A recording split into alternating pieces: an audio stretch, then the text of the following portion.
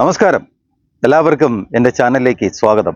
ഇന്ന് ഞാൻ പറയാൻ പോകുന്ന വിഷയം മലയാളത്തിൻ്റെ മഹാനടനെ കുറിച്ച് ചില ആൾക്കാർ പറഞ്ഞതാണ്. അതിലൊന്ന് ഒരു പത്രപ്രവർത്തകനായിരുന്നു. അദ്ദേഹത്തിന് വേണ്ടി ചില ഇൻ്റർവ്യൂ എടുക്കാൻ, അതായത് മമ്മൂക്കായ്ക്ക് വേണ്ടി അവരുടെ അന്ന് നമുക്ക് ഈ സിനിമയെക്കുറിച്ച് അറിയാനും കേൾക്കാനും കൂടുതലായി അറിയാനും ഏറ്റവും കൂടുതൽ ഉപയോഗിച്ചിരുന്ന ഒരു വാരിക എന്ന് പറയുന്നത് നാനയാണ്. ഈ വ്യക്തി ഈ നാനയിൽ അന്ന് പ്രവർത്തിച്ചിട്ടുണ്ടായിരുന്നു. മാത്രവുമല്ല, അദ്ദേഹത്തിൻ്റെ നാട്ടുകാരനാണ്, ചെമ്പുകാരനാണ് ഈ പത്രപ്രവർത്തകനും. അപ്പോൾ അന്നത്തെ കാലത്ത് നമ്മൾ ഏറ്റവും കൂടുതൽ ഉപയോഗിക്കുന്നത് സിനിമയെക്കുറിച്ചുള്ള എല്ലാ വിവരങ്ങളും, പോസ്റ്ററാവട്ടെ, അതിൻ്റെ കഥയാവട്ടെ, കാര്യങ്ങളാവട്ടെ, എല്ലാം ഉപയോഗിച്ചുകൊണ്ടിരുന്ന ഒരേ ഒരു സാധനം നാന. അതിനുശേഷം വെള്ളി നക്ഷത്രം. അപ്പോൾ ഇതിൽ രണ്ടിലുമാണ് നമ്മൾ ഒരുപാട് കാര്യങ്ങൾ അറിഞ്ഞും കേട്ടും സിനിമയെക്കുറിച്ച് ഒരുപാട് കാര്യങ്ങൾ അറിയാനുള്ള ഏറ്റവും വലിയൊരു മാധ്യമം. അദ്ദേഹം ചെമ്പുകാരനാണെന്ന് ഞാൻ നേരത്തെ പറഞ്ഞു. മമ്മൂക്കായെ നേരത്തെ അദ്ദേഹത്തിന് അറിയാം. അപ്പോൾ അവർ ഒരു 5-6 വീടിന് 10-15 വീടിൻ്റെ ഇടയിൽ ആണ് ഇദ്ദേഹത്തിൻ്റെ വീടും. ആയതിനാൽ ഒരു സ്വാതന്ത്ര്യവും അദ്ദേഹത്തിന് അവിടെ ഉണ്ടായിരുന്നു എന്ന് നമുക്ക് വിശ്വസിക്കാം. പക്ഷേ മമ്മൂക്ക ചിലപ്പോൾ ഒരുപക്ഷെ ആ സ്വാതന്ത്ര്യം എടുത്തിട്ടുണ്ടായിരുന്നോ? അദ്ദേഹത്തിൻ്റെ തിരക്ക് കാരണം ഒരുപക്ഷെ അദ്ദേഹത്തെ പറഞ്ഞിട്ടുണ്ടാവും, നിങ്ങൾ ഒന്ന് വെയിറ്റ് ചെയ്യൂ. പക്ഷെ അദ്ദേഹത്തിന് അത് ചൊടിപ്പിച്ചു. പല പ്രാവശ്യവും മമ്മൂക്ക അടുത്ത് അദ്ദേഹം പറയുന്നുണ്ടായിരുന്നു, ഞാൻ നിങ്ങളെ ഷൂട്ടിംഗ് കാണാൻ വന്നതല്ല. അദ്ദേഹം ഇദ്ദേഹത്തിൻ്റെ അഭിപ്രായത്തിൽ മമ്മൂക്ക ഒരു ഫ്ലെക്സിബിൾ ആക്ടറാണ്. അതായത് ഒരു ആക്ഷൻ കാണിക്കുന്ന വെറും ആക്ടർ. അദ്ദേഹം ഒരു നല്ല നടനല്ല. മുമ്പ്, ഒരുപാട് വർഷങ്ങൾക്ക് മുമ്പ് അദ്ദേഹം സൂപ്പർ സ്റ്റാർ പദവിയിലൊക്കെ വന്ന് തുടങ്ങിയ ആ സമയത്ത് നേരെ ചൊവ്വ എന്ന പ്രോഗ്രാമിൽ ജോണി ലൂക്കോസിനോട് പറഞ്ഞിട്ടുണ്ടായിരുന്നു എന്നറിയുന്നതിലാണ് ഏറ്റവും വലിയ സന്തോഷം. കാരണം അതാണ് ഏറ്റവും വലിയ അംഗീകാരം എന്ന് മമ്മൂക്ക ആ നേരെ ചൊവ്വ എന്ന പ്രോഗ്രാമിൽ പറഞ്ഞിട്ടുണ്ടായിരുന്നു. എത്രയോ വർഷങ്ങൾക്ക് മുമ്പാണ്. ഇദ്ദേഹം ഇപ്പോഴാണ് പറയുന്നത്. ഈ അടുത്ത സമയത്ത് വന്ന ഒരു ഇൻ്റർവ്യൂ ആണത്. അദ്ദേഹത്തിൻ്റെ ഇൻ്റർവ്യൂ ചെയ്യുന്ന വ്യക്തി ഞാൻ നേരത്തെ ഒരുപാട് ചാനൽ ചർച്ചകളിലൊക്കെ കണ്ടിട്ടുണ്ട്. പക്ഷേ ഇദ്ദേഹത്തെ, ഈ പറയുന്ന പാർട്ടിയെ ഞാൻ ആദ്യമായിട്ടാണ് കാണുന്നത്. ഇതിനു മുമ്പ് ഞാൻ കണ്ടിട്ടില്ല. അദ്ദേഹം മമ്മൂക്കയെക്കുറിച്ച് പറഞ്ഞ ഒരുപാട് കാര്യങ്ങൾ ഉണ്ട്. അതിൽ അദ്ദേഹത്തിനെ ചൊടിപ്പിച്ച ചില കാര്യങ്ങളെക്കുറിച്ചാണ് എനിക്കിന്ന് പറയുവാനുള്ളത്. അതായത് അദ്ദേഹത്തെ ചൊടിപ്പിക്കാനുള്ള കാരണം, തിരക്കിനിടയിൽ, അതായത് ഷൂട്ടിംഗ് നിർത്തി വെച്ചിട്ടോ അല്ലെങ്കിൽ അവരുടെ മറ്റു കാര്യങ്ങൾ ഒഴിവാക്കിയിട്ടോ ഇദ്ദേഹത്തിന് ഇൻ്റർവ്യൂ അനുവദിച്ചില്ല. അപ്പോൾ അദ്ദേഹം എവിടെ നിന്നോ വിളിച്ചു പറയുന്നുണ്ടായിരുന്നു, ബോംബെ നിന്ന് വന്ന ആൾക്കാർ എന്നെ വെയിറ്റ് ചെയ്യുന്നുണ്ട്, എനിക്ക് അവരുടെ അടുത്ത് കുറച്ച് കാര്യങ്ങൾ സംസാരിക്കാനുണ്ട് എന്ന്. ശരിയാണ്. കാരണം ഇവർക്കൊരു കുറച്ച് സമയം, ഒരു 5-10-15 മിനിറ്റ് കുറച്ച് ചോദ്യങ്ങൾ ചോദിച്ച് അതിൻ്റെ മറുപടി എടുത്തുകൊണ്ട് പോയാൽ മതി. പക്ഷെ കോടികൾ മുടക്കി ചെലവാക്കി ഒരു നിർമ്മാതാവിൻ്റെ ഒരു സെക്കൻഡ്, ഒരു ലൈറ്റ് എന്ന് പറയുമ്പോൾ, ഇപ്പം ഈ കാണുന്ന ലൈറ്റ്, ഇപ്പം എൻ്റെ മുഖത്ത് സൂര്യൻ്റെ വെട്ടം അടിക്കണം, ഈ ലൈറ്റാണ് ആ ഡയറക്ടർക്ക് ആവശ്യമെങ്കിൽ ഇതൊരു സെക്കൻഡ് കൊണ്ടോ 2 സെക്കൻഡ് കൊണ്ടോ ഇവിടെ നിന്ന് മായും അവിടെ. അപ്പോൾ അവരുദ്ദേശിക്കുന്ന ഒരു സീൻ എടുക്കാൻ അവർക്ക് സാധ്യമല്ല. അപ്പോൾ മമ്മൂക്ക ഷൂട്ടിംഗ് മതിയാക്കി നിർത്തിയിട്ട് ഇവർക്ക് ഇൻ്റർവ്യൂ കൊടുത്താൽ നിർമ്മാതാവ് സമ്മതിക്കൂ? പിന്നെ അതുപോലെ തന്നെ സത്യനന്ദിക്കാടിൻ്റെ അടുത്ത് അനുവാദം ചോദിച്ചു, അദ്ദേഹം അനുവാദം പറഞ്ഞു. അപ്പോൾ അതിൻ്റെ ഒന്നും ആവശ്യമില്ല, എൻ്റെ ഇൻ്റർവ്യൂ എടുക്കാൻ അതിൻ്റെ ഒന്നും ആവശ്യം. ഇതൊക്കെ എനിക്ക് തോന്നുന്നത് അന്നൊക്കെ ഒരു ചെറുപ്രായം ആയിരിക്കുമല്ലോ എന്നല്ല, അന്നൊക്കെ ചെറുപ്രായമല്ലേ, ഒരുപാട്. അപ്പം ഇത്തിരി ചെറിയ കുസൃതിയും കാര്യങ്ങളൊക്കെ ഉണ്ടാവും. പക്ഷെ അതൊക്കെ വലിയ ഒരു സംഭവമാക്കി മാറ്റി കൊണ്ടുവന്ന് സമൂഹത്തിൽ, മാധ്യമത്തിലൂടെ അത് പുറത്ത് പറയുന്നത് ശരിയാണോ? അത് സാധാരണഗതിയിൽ സംസാരിക്കുന്ന പോലെ. ഇന്ന് അദ്ദേഹത്തെക്കുറിച്ച് നല്ലത് പറയാത്തവരായിട്ട് ആരുമില്ല. എനിക്ക് തോന്നുന്നത് നമ്മുടെ നസീർ സാർ കഴിഞ്ഞാൽ, മലയാളത്തിൻ്റെ നിത്യഹരിത നായകൻ നസീർ സാർ കഴിഞ്ഞാൽ പിന്നെ ഏറ്റവും കൂടുതൽ ഇന്ന് ചർച്ചാ വിഷയം, എനിക്ക് തോന്നുന്നത് നസീർ സാറിനേക്കാൾ കൂടുതൽ അദ്ദേഹം ഒരുപാട് കാര്യങ്ങൾ മലയാളികൾക്ക് വേണ്ടി ചെയ്തിട്ടുണ്ട്. അന്യ ഭാഷക്കാർക്കും ചെയ്തിട്ടുണ്ട്. നമുക്ക് അറിയാൻ വയ്യാത്തതുകൊണ്ടാണ്. ചെന്നൈയിലൊക്കെ ഒരുപാട് ആൾക്കാർക്ക് അദ്ദേഹം സഹായം ചെയ്തിട്ടുണ്ട്. അദ്ദേഹം ഒരു വസ്തു വാങ്ങി, അവസാനം അത് കേസായി. ആ മനുഷ്യൻ നസീർ സാറിൻ്റെ അടുത്ത് മാപ്പ് അപേക്ഷിച്ചു. കാരണം പല കോടികൾ വില വരുന്ന സാധനമാണ്. അദ്ദേഹം വെറുതെ കൊടുത്തു. അപ്പോൾ അതിനുശേഷം ഏറ്റവും കൂടുതൽ ചർച്ച ചെയ്യുന്ന ഒരു വ്യക്തി അത് മമ്മൂക്കയാണ്. ഇപ്പോഴതിന് വലിയ പ്രശസ്തിയുണ്ട്. അദ്ദേഹം ചെയ്യുന്ന ജീവകാരുണ്യ പ്രവർത്തനങ്ങൾ എല്ലാം. മലയാള സിനിമയെ തകർക്കുന്നത് എല്ലാവരും പറഞ്ഞുകൊണ്ടിരിക്കുന്ന ഒരു പ്രധാനപ്പെട്ട പ്രശ്നം അതാണ്. മലയാള സിനിമയെ തകർക്കുന്നത് ആരാണ് എന്ന ചോദ്യത്തിന് അത് നമ്മുടെ സൂപ്പർ സ്റ്റാറുകളാണ്. നമുക്ക് മമ്മൂട്ടിയിൽ നിന്ന് തുടങ്ങാം സാർ. മമ്മൂട്ടി എന്ന സൂപ്പർ സ്റ്റാർ, ഇപ്പോൾ അദ്ദേഹത്തെക്കുറിച്ച് ഒരുപാട് റൂമറുകൾ പരക്കുന്നുണ്ട്. അതൊക്കെ അതിൻ്റെ വഴിക്ക് പോകട്ടെ. മമ്മൂട്ടി എന്ന സൂപ്പർ സ്റ്റാറിനെ ഇന്ത്യയിലെ പേര് കേട്ട ഒരുപക്ഷെ മലയാളത്തിൽ നിന്ന് ഉയർന്നു വന്ന ദേശീയ തലത്തിലെ ഏറ്റവും സമുന്നതനായ ഒരു ജേർണലിസ്റ്റ് എന്ന നിലയിൽ മമ്മൂട്ടിയോടൊപ്പമുള്ള മമ്മൂട്ടി എന്ന നടനെക്കുറിച്ചുള്ള സാറിൻ്റെ അനുഭവം എന്താണ്? മമ്മൂട്ടി വാസ്തവത്തിൽ ഞാൻ വൈക്കത്ത് ചെമ്പിലാണ് എൻ്റെ നാട്. സ്വന്തം നാട്ടുകാരനാണ്. സ്വന്തം നാട്ടിലൊരു 7-8 വീടിൻ്റെ അപ്പുറത്താണ്. മമ്മൂട്ടി സിനിമയിൽ വരുന്നതിന് വളരെ മുമ്പ് തന്നെ എനിക്ക് മമ്മൂട്ടി അറിയാം. കാരണം ഞാൻ വളരെ വലുതുകളാണ്, അതിൽ നമുക്ക് യാതൊരു തർക്കവുമില്ല. അദ്ദേഹത്തിൻ്റെ സിനിമ, അദ്ദേഹം നല്ല നല്ല ചിത്രങ്ങൾ തിരഞ്ഞെടുക്കുന്നു, അഭിനയിക്കുന്നു. പിന്നെ അത് ചിലത് ഹിറ്റാവുന്നു, ചിലത് ഹിറ്റാവുന്നില്ല. മറ്റൊരു കാര്യം പറയട്ടെ, നിങ്ങൾ ആദ്യമായാണ് എൻ്റെ ചാനൽ കാണുന്നതെങ്കിൽ തീർച്ചയായും നിങ്ങൾ സബ്സ്ക്രൈബ് ചെയ്യണം, ബെല്ലൈക്കൻ അമർത്തണം, നിങ്ങളുടെ വിലയേറിയ കമൻറ്റുകൾ രേഖപ്പെടുത്തണം. നിങ്ങളുടെ കമൻറ്റുകൾ എനിക്ക് വളരെ പ്രധാനപ്പെട്ടതാണ്. അതുപോലെ മമ്മൂക്കായെക്കുറിച്ച് പറയുന്ന വളരെ പ്രധാനപ്പെട്ട മറ്റൊരു വ്യക്തിയെ ഞാൻ എൻ്റെ പ്രേക്ഷകർക്ക്, ശ്രീ മഞ്ജു പിള്ള, നല്ല സീരിയൽ ഒരുപാട് നമ്മുടെ KPC ലളിതയുമായിട്ട് അഭിനയിച്ചിട്ടുള്ള പിന്നെ സീരിയൽ വളരെ സൂപ്പർ ഹിറ്റുകളാണ്. അത് കാണാത്തവരായിട്ട് ആരും ഉണ്ടാവില്ല എന്നാണ് എൻ്റെ വിശ്വാസം. കാരണം അത്രയധികം കോമഡി നിറഞ്ഞ ഒരു സീരിയലാണ് അത്. അതുപോലെ അവർ വളരെ വളരെ നല്ല കഥാപാത്രങ്ങൾ മലയാള സിനിമയിൽ അവതരിപ്പിച്ചിട്ടുണ്ട്. മമ്മൂക്കായുടെ കൂടെയാണ് ആദ്യത്തെ സിനിമ എന്നവർ പറയുന്നുണ്ട്, ഗോളാന്തര വാർത്ത. അതിനുശേഷം മഴയത്ത് മുമ്പ് ചെയ്തു. അങ്ങനെ ഒരുപാട് ഒട്ടനവധി ചിത്രങ്ങൾ അവർ അഭിനയിച്ചു. മഞ്ജു പിള്ള പറയുന്നത്, മമ്മൂക്ക എന്ന് പറഞ്ഞാൽ അവർക്ക് ജീവനാണ്.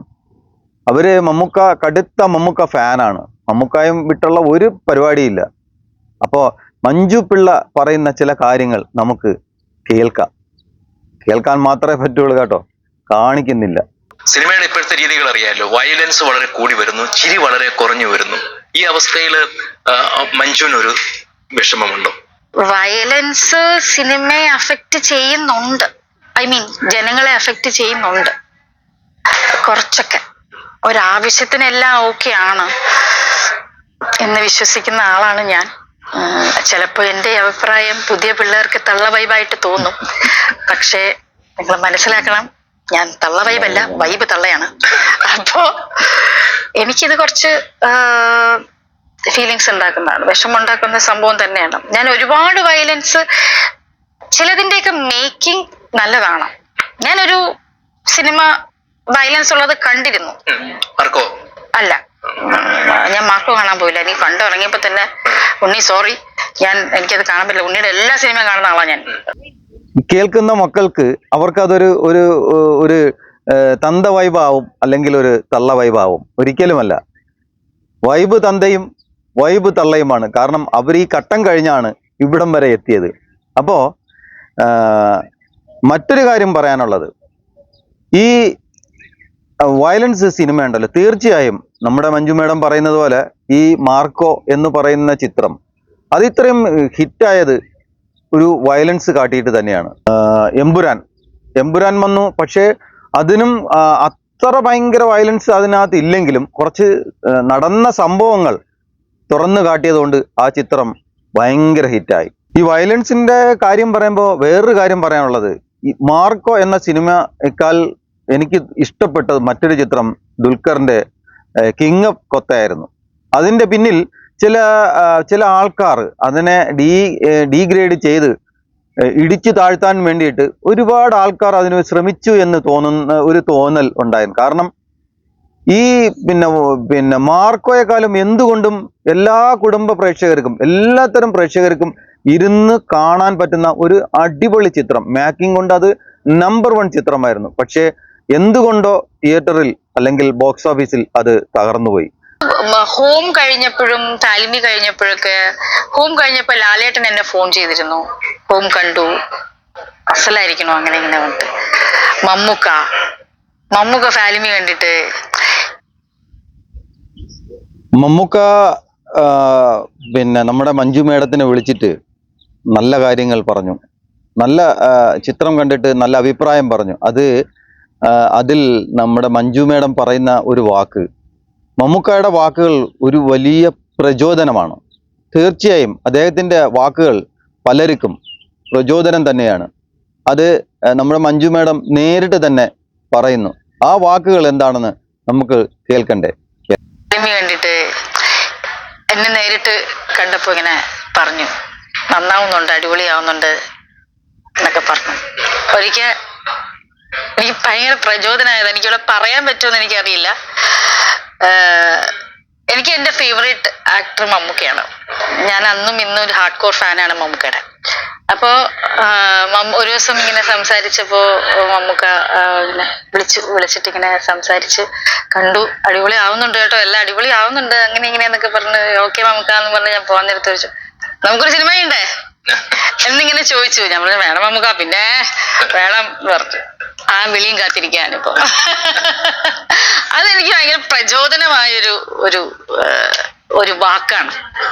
കാരണം വർഷങ്ങളോളം ഫാനാണ്, ഞാൻ പറഞ്ഞില്ല ഹാർഡ് കോർ ഫാനാണ്. അപ്പൊ മമ്മൂക്കയുടെ തനിയാവർത്തനം എന്റെ ഫേവറേറ്റ് മൂവിയാണ്, മമ്മൂക്കയുടെ തനിയാവർത്തനം. അപ്പൊ മമ്മൂട്ടി അവതരിപ്പിച്ച കഥാപാത്രങ്ങൾക്ക് അപ്പുറത്ത് മമ്മൂട്ടി എന്ന വ്യക്തി ഇതുപോലെ ആ വ്യക്തിയുടെയും ഫാനാണോ ശരിക്കും മഞ്ജു? അതെ. അതെന്തുകൊണ്ടാന്ന് വെച്ച് കഴിഞ്ഞാൽ നമ്മളോട് പെരുമാറ്റം, ആൾക്കാരോടുള്ള പെരുമാറ്റം, പണ്ടൊക്കെ പറയുന്നത് മമ്മൂക്ക ഭയങ്കര സീരിയസ് ആണ്. മമ്മൂക്ക ആക്ച്വലി ഇൻക്ലൂഡിങ് എനിക്ക് ഉൾപ്പെടെ എനിക്ക് മമ്മൂക്ക എടുത്ത് പേടിയായിരുന്നു. എന്റെ ഫസ്റ്റ് മൂവി കൊമേഴ്ഷ്യൽ മൂവി മമ്മൂക്കയായിട്ടാണ്, ഗോളാന്തര വാർത്ത, സത്യൻ സാറിന്റെ. അപ്പോ എന്റെ മമ്മൂക്കയുടെ ഒരു സിസ്റ്റർ ആയിട്ടാണ് ഞാൻ അഭിനയിച്ചത്. വളരെ കുറച്ച് സീക്വൻസുകളേ ഉള്ളൂ. അത് കഴിഞ്ഞ് മഴയത്ത് മുമ്പേ ചെയ്തപ്പോഴത്തേക്കും ശരിക്കും എനിക്ക് മമ്മൂക്ക എന്ന് പറഞ്ഞ നടനോടുള്ള ബഹുമാനം കൊണ്ട് തന്നെ എനിക്കൊരു വലിയ ആൾക്കാർ, അതായത് കോളേജ് പ്രിൻസിപ്പളോ അല്ലെങ്കിൽ സ്കൂളിൽ പഠിക്കുന്ന സമയത്ത് ഹെഡ് മാസ്റ്ററോ, ഇവരെയൊക്കെ കാണുമ്പോൾ നമ്മൾ വലിയ നമ്മുടെ ഉള്ളിൽ ഒരു ഭയം തോന്നും. ഇപ്പൊ ക്ലാസ് കട്ട് ചെയ്ത് പുറത്ത് പോകുന്നത് അറിഞ്ഞിട്ട് നമ്മുടെ വീട്ടിൽ വിളിക്കൂ, അങ്ങനെ എന്തെങ്കിലുമൊക്കെ അങ്ങനെ ഒരുപാട് ഭയങ്കര ഒരു വലിയ ആളെ കാണുമ്പോൾ നമുക്കൊരു പ്രിൻസിപ്പലിനെയൊക്കെ കാണുമ്പോൾ നമുക്കൊരു ഭയം വരത്തില്ലേ, ക്ലാസ് കട്ട് ചെയ്യാൻ. അങ്ങനത്തെ ഒരു ഭയമായിരുന്നു മമ്മൂക്ക എടുത്തത്. മമ്മൂക്ക ആള് ഭയങ്കര പാവമാണ്. മമ്മൂക്കയ്ക്ക് നമ്മുടെ കൂടെ ഞങ്ങൾ ഇന്ന് പാട്ട് പാടും മകളൊക്കെ നമുക്ക് പാസ് ചെയ്ത് പോകുമ്പോൾ അവിടെ നോക്കുമ്പോൾ പാടെന്നൊക്കെ പറയും. ഞങ്ങൾക്ക് പേടി കാരണം പാടാൻ പറ്റത്തില്ല, കീർത്തിയും ആനിയൊക്കെ ഉണ്ടായിരുന്നല്ലോ. അപ്പോ മമ്മൂക്ക പിന്നെ ആയപ്പോഴത്തേക്കും വളരെ കൂളായി, ഭയങ്കര രസമാണ്. അമ്മയുടെയൊക്കെ ഇതിന് വരുമ്പോൾ നമുക്കൊരു വിഷമം വന്നാൽ, ഞാനത് പറഞ്ഞുതരാം, ഒരു വിഷമം വന്നാൽ, ഒരു മുഖം മാറിയിരുന്നാൽ മമ്മൂക്ക വന്ന് ചോദിക്കും എന്താ പ്രശ്നം, എന്നിട്ട് അതിനെ ഓവർകം ചെയ്യാൻ വേണ്ടിയിട്ട് മമ്മൂക്ക തമാശ പറയുകയും നമ്മളെ ചിരിപ്പിക്കുകയും ഒക്കെ ചെയ്യുന്ന ഒരാളാണ്. അപ്പൊ മമ്മൂട്ടി തന്നെ ഒരു വേദിയിൽ പറഞ്ഞിട്ടുണ്ട്, മുകേഷിന്റെ ഒക്കെ കൂടെ അഭിനയിക്കുന്ന കാലം മുകേഷ് അതുപോലെ പല നടന്മാരോടൊപ്പം മമ്മൂട്ടിയും വരുന്നു. മുകേഷ് നായകനായ സമയത്ത് മമ്മൂട്ടി ഉപനായകനായിട്ട് പോലും വന്നിട്ടുണ്ട്. അതിനുശേഷം ഇവരൊക്കെ അങ്ങ് ചെറുപ്പക്കാരായി, ഞാനും മമ്മൂക്കയായി. അത് ബഹുമാനം കൊണ്ടാ. ഇത് ആരെങ്കിലും പറയോ ആ മനുഷ്യനെ കണ്ടു കഴിഞ്ഞാല് മമ്മൂക്കയാണെന്ന്, ഇക്കയാണെന്ന് ആരെങ്കിലും പറയോ? ഇപ്പോഴും ഒരു 20 വയസ്സുകാരന്റെ ഒരു ചുറുചുറുക്കോട് കൂടിയല്ലേ ഇരിക്കണ്ടേ. ഞങ്ങള് എല്ലാരും അസൂയോടെ നോക്കുന്ന ഒരാളാണ് മമ്മൂക്കയുടെ ആ ഒരു ചെറുപ്പം എന്ന് പറയുന്നത്. മഞ്ജു മേഡം പറഞ്ഞതുപോലെ എല്ലാവരും ബഹുമാനത്തോടെയും അത്ഭുതത്തോടെയും കാണുന്ന ഒരു വ്യക്തിയാണ് മലയാളത്തിന്റെ മഹാനടൻ മമ്മൂക്ക. അദ്ദേഹത്തിനോട് ബഹുമാനവും ആദരവില്ലാത്ത മലയാള സിനിമയിൽ ആൾക്കാർ കുറവായിരിക്കും. എന്നാൽ എതിരഭിപ്രായം ഇല്ലേ എന്ന് ചോദിച്ചാൽ ഉണ്ട്, ഒരുപാട് ആൾക്കാർക്കുണ്ടാവും. അതുപോലെ തന്നെ മഞ്ജു മേഡം ഇപ്പോൾ സെപ്പറേറ്റ് ആയിട്ടാണ് ജീവിക്കുന്നത്. അവർക്കതിൽ വിരോധം സങ്കടമോ ഒന്നും തന്നെയില്ല. എന്തെന്നാൽ അവർ വളരെ ഫ്രണ്ട്ലി ആയിട്ടാണ് രണ്ടുപേരും ഇന്നും അവർ ജീവിക്കുന്നത്. അദ്ദേഹത്തിൻ്റെ വഴി തിരഞ്ഞെടുത്തു, ഇവർ സെപ്പറേറ്റ് അവരുടെ വഴിയും തിരഞ്ഞെടുത്തു. കാരണം ഇത് പറയാനുള്ള മറ്റൊരു വിഷയം, അവർ സെപ്പറേറ്റ് ആയി എന്ന് വാർത്തകൾ പുറത്തു വന്നപ്പോൾ ഇത് കൊട്ടിഘോഷിക്കാൻ ഒരുപാട് ആൾക്കാർ ഇതിൻ്റെ പിന്നാലെ നടന്നു. പക്ഷേ അവർ അമ്മയും മകളും അദ്ദേഹം സെപ്പറേറ്റും ജീവിക്കുന്നുണ്ടെങ്കിലും അവരിന്നും സുഹൃത്തുക്കളെ പോലെ തന്നെയാണ്. ഒരുപാട് ഒരു നല്ലൊരു ക്യാമറാമാൻ ആകാൻ എത്ര പേർക്കറിയാം? എമ്പുരാൻ്റെ ക്യാമറാമാൻ നമ്മുടെ മേഡത്തിൻ്റെ മഞ്ജു മേഡത്തിൻ്റെ ഭർത്താവാണെന്ന് എത്ര പേർക്കറിയാം? ജീവിതവുമായി ബന്ധപ്പെട്ടൊരു കാര്യം ചോദിക്കട്ടെ. ഇപ്പൊ സുജിത് വാസുദേവ് മഞ്ജുവിന്റെ ഭർത്താവ് സംവിധാനം ചെയ്ത സിനിമയാണ് ജെയിംസ് ആൻഡ് ആലീസ്. അതില് പ്രണയിച്ച് വിവാഹിതരാവുന്ന രണ്ടുപേർ വിവാഹമോചനത്തിൽ എത്തുന്നതാണ് അതിന്റെ കഥ. എന്റെ തന്നെ എലിമെന്റ്സ് അതിൽ ഉണ്ട് എന്ന് മഞ്ജു തന്നെ പറഞ്ഞിട്ടുമുണ്ട്. കാരണം നിങ്ങൾ പ്രണയിച്ച് വിവാഹം ചെയ്തവരായതുകൊണ്ട്. ആ സിനിമയില് ഈ വിവാഹമോചനത്തിന് എതിരായിട്ടുള്ള ചില ഉപദേശങ്ങളൊക്കെയാണ് കൂടുതൽ ഉള്ളത്. അതൊന്നും നിങ്ങളുടെ ജീവിതത്തിൽ ബാധകമാകാതിരുന്നത് എന്തുകൊണ്ടാണ്? എല്ലാ സിനിമയും ജീവിതമാവണമെന്നില്ല, ജീവിതമെല്ലാം സിനിമയാവണമെന്നുമില്ല. ഡിപ്പെൻസ്. പ്രശ്നങ്ങളില്ലാത്ത ഫാമിലി ഇല്ലല്ലോ സാർ. ഇപ്പോൾ ഹസ്ബൻഡ് ആൻഡ് വൈഫിന്റെ ഇടയ്ക്കാണെങ്കിലും പ്രശ്നങ്ങളില്ലാത്ത ആൾക്കാരില്ല. ചില സാഹചര്യങ്ങൾ വരും. മാഡം പറഞ്ഞത് ശരിയാണ്. ഡിപ്പെൻസ്. പ്രശ്നങ്ങളില്ലാത്ത ഫാമിലി ഇല്ല ലോകത്ത്. എല്ലാ ഫാമിലികളുടെ ഇടയിലും പ്രശ്നങ്ങളുണ്ട്. പക്ഷേ അതിന് ഉത്തമമായ പരിഹാരങ്ങൾ കണ്ടെത്തുമ്പോഴാണ് അവർ ഒരു നല്ല മനുഷ്യരായി തീരുന്നത്. ബാക്കിയും കൂടെ നമുക്ക് കേൾക്കാം. അതങ്ങ് സോൾവ് ആയി പോവും, ചിലത് സോൾവ് ആയി പോവില്ല എന്നതാണ് ഞാൻ മനസ്സിലാക്കിയിട്ടുള്ളത്. രണ്ട് വ്യക്തികൾ, രണ്ട് വ്യക്തിത്വങ്ങൾ. ഇപ്പൊ രണ്ടുപേരും ഹാപ്പി ആയിട്ട് സന്തോഷത്തോടെ കൈ കൊടുത്ത് പിരിയുന്നു. ഞങ്ങൾ ഫോൺ ചെയ്ത് കാര്യങ്ങൾ ഡിസ്കസ് ചെയ്യുന്നു. പറയാൻ പാടില്ലാത്തത് എന്റെ പേഴ്സണൽ, വെരി പേഴ്സണൽ, അത് അവിടെ തന്നെ. എന്റെ ഫ്രണ്ട്സിനോട് പോലും നമ്മൾ പറയും, വീട്ടിൽ പറയാത്തത് പോലും നമ്മൾ ഫ്രണ്ട്സിനോട് പറയുമെന്ന് പറയും. പക്ഷെ ഫ്രണ്ട്സിനോട് പറയാത്തതും ചിലതുണ്ടാവും നമ്മുടെ ഉള്ളിൽ, അല്ലെ? തീർച്ചയായിട്ടും ഉണ്ടാവും. നമ്മൾ തന്നെയാണ് എല്ലാം. എനിക്കേ അറിയുള്ളൂ എല്ലാം. മഞ്ജു മാഡം പറഞ്ഞത് 100% ശരിയാണ്. കാരണം സമൂഹത്തിൽ അല്ലെങ്കിൽ ലോകമെമ്പാടുമുള്ള ആൾക്കാർ പരസ്പരം പറയാറുള്ള ഒരു കാര്യമാണ്, നിങ്ങളുടെ ഉള്ളിലുള്ളത് ഏറ്റവും കൂടുതൽ അറിയുന്നത് സുഹൃത്തുക്കളാണെന്ന്. അല്ല, അവനവൻ തന്നെയാണ് അവനവനെ ഏറ്റവും കൂടുതൽ മനസ്സിലാക്കുന്നത്. സ്വയം മനസ്സിലാക്കുന്നത് പോലെ മറ്റു ആർക്കും ഈ ഭൂമിയിൽ ഒരു മനുഷ്യനെ മനസ്സിലാക്കാൻ സാധ്യമേ അല്ല. തീർച്ചയായും അത് വളരെ അർത്ഥവത്തായ ഒരു വാക്കാണ്. എല്ലാവർക്കും സാധാരണഗതിയിൽ പറയുന്ന ഒരു വാക്കാണ് സുഹൃത്തുക്കളടുത്ത് എന്തും, ഉള്ളിലുള്ളത് എന്തും തുറന്നു പറയാം, ഞങ്ങൾക്കൊരു സുഹൃത്ത് വേണം എന്ന്. പക്ഷെ ഒരിക്കലുമില്ല. സുഹൃത്തുക്കൾക്കടുത്ത് പറയാത്ത ഒരുപാട് കാര്യങ്ങളും ഒരുപാട് പ്രശ്നങ്ങളും ഒരു മനുഷ്യൻ്റെ, അതാണാവട്ടെ പെണ്ണാവട്ടെ, അവരുടെ ഉള്ളിൽ ഉണ്ടാവുന്നുള്ള കാര്യത്തിൽ തർക്കമില്ല. അപ്പോൾ ഈ വിശേഷങ്ങളാണ് ഈ വീഡിയോയിലൂടെ ഇന്നെനിക്ക് എൻ്റെ പ്രേക്ഷകരോട് പറയുവാനുള്ളത്. നിങ്ങൾക്ക് ഈ വീഡിയോ ഇഷ്ടപ്പെട്ട് കാണും എന്ന് ഞാൻ വിശ്വസിക്കുന്നു. നിങ്ങൾക്ക് ഇഷ്ടമായാൽ, ഈ വീഡിയോ നിങ്ങൾക്ക് ഇഷ്ടമായാൽ നിങ്ങളുടെ സുഹൃത്തുക്കൾക്ക് ഷെയർ ചെയ്ത് കൊടുക്കണം. നിങ്ങളുടെ അഭിപ്രായങ്ങൾ രേഖപ്പെടുത്തണം. തൽക്കാലം അടുത്ത ഒരു വീഡിയോയിൽ കാണുന്നതുവരെ എല്ലാവർക്കും നന്ദി, നമസ്കാരം. അപ്പം മമ്മൂട്ടി സ്നേഹധീരൻ നമ്പർ 10 ബാംഗ്ലൂർ നോർത്ത് അങ്ങനെ ആ സിനിമയാണ്. ആ സിനിമയുടെ ഷൂട്ടിംഗ് ഇടക്കൊച്ചിയിൽ നടക്കും. അപ്പോൾ ഞാൻ ഓവർ ദ ഫോൺ, നമ്മളെപ്പോഴും ഫോൺ വിളിച്ച് ചോദിച്ചിട്ട് അവർ അപ്പോയിൻമെൻറ്റ് എടുത്തിട്ടേ പോവുള്ളൂ. ഞാൻ അല്ലാതെ ചെന്ന് ഇൻ്റർവ്യൂ ആരെയും ഞാൻ എടുത്തിട്ടില്ല. കാരണം അവർക്ക് ഞാൻ എൻ്റെ ക്വസ്റ്റ്യൻസ് പ്രിപ്പയർ ചെയ്യേണ്ട എനിക്ക് ടൈം വേണം. I do homework, I prepare my questions, I meet them at their convenience at the point time. അങ്ങനെയാണ്. അപ്പം പുള്ളി വരാൻ പറഞ്ഞു. ഞാൻ എൻ്റെ ഫോട്ടോഗ്രാഫറായിട്ട് പോയി. അവിടെ പോയിട്ട് ഞങ്ങൾ ഒരു ഹോട്ടലിൽ താമസിച്ച് ഞാൻ വിളിച്ചു പറഞ്ഞു, ഞങ്ങളിവിടെ എത്തിയിട്ട് തലേദിവസം എത്തിയിട്ടുണ്ട്. അപ്പം നാളെ ഇടക്കൊച്ചിയിൽ ഇന്ന സ്ഥലത്താണ്, രാവിലെ 9:30 മണിയാകുമ്പോൾ വരാൻ പറഞ്ഞു. അപ്പം ഞാൻ ആസ് യൂഷ്വൽ ഞാൻ 9 മണിക്ക് തന്നെ എത്തി. ഞാൻ എന്തിക്കാടാണ് സത്യനന്ദിക്കാടെന്ന് ഞാൻ പോയി ചോദിക്കുന്നു, ഇങ്ങനെ മമ്മൂട്ടി ഇൻ്റർവ്യൂ എടുക്കും. അതിനെന്താ എടുത്തത്, അതിനെന്താ എന്നോട് ചോദിക്കുന്നു. ഞാൻ പറഞ്ഞത് താങ്കളാണ് ഡയറക്ടർ, അതുകൊണ്ട് ഐ നീഡ് യുവർ പെർമിഷൻ. ആയിക്കോട്ടെ. അപ്പം ഞാൻ മമ്മൂട്ടിയോട് പറഞ്ഞു, ഞാനിങ്ങനെ ഞാൻ ഡയറക്ടർ പെർമിഷൻ, എൻ്റെ ഇൻ്റർവ്യൂ എടുക്കാൻ അവൻ്റെ പെർമിഷൻ ഒന്നും ചോദിക്കേണ്ട കാര്യമില്ല. അതാണ് നമ്മളല്ല, അത് താങ്കൾ. അപ്പം ഞങ്ങൾ ഷൂട്ടിങ്ങിൻ്റെ വെളിയിൽ വെയിറ്റ് ചെയ്തു. ഇങ്ങനെ ഷൂട്ടിംഗ് നടന്നുകൊണ്ടിരിക്കുന്നു. നടന്നപ്പോൾ 3 മണിക്ക് എനിക്ക് വേറൊരു ഇൻ്റർവ്യൂ ഉണ്ടാവും കടക്കൊച്ചി തന്നെ, വേറൊരാളെ ഇൻ്റർവ്യൂ. അങ്ങനെ സമയം പൊയ്ക്കൊണ്ടിരിക്കുന്നു. പുള്ളി ഇടയ്ക്ക് ഒരിക്കൽ പറയും, വർക്കാണ് കേട്ടോ. ഓക്കെ. അപ്പോൾ അതൊക്കെ എൻ്റെ പുള്ളി ഒരു ഉച്ചയൊക്കെ ആയപ്പം എൻ്റെ അടുത്ത് പുള്ളി ചോദിച്ചു, ആഹാരം കഴിച്ചുകൊണ്ട് ചോദിച്ചു. അപ്പം ഞാൻ പറഞ്ഞു, ഞാൻ ആഹാരം കഴിക്കാനല്ല കണ്ടത്, അത് കണ്ടില്ലേ എൻ്റെ വർക്കാണ്. ഞാൻ താങ്കളുടെ വർക്ക് കാണാനല്ല വന്നത്, ഷൂട്ടിംഗ് കാണാനല്ല വന്നത്.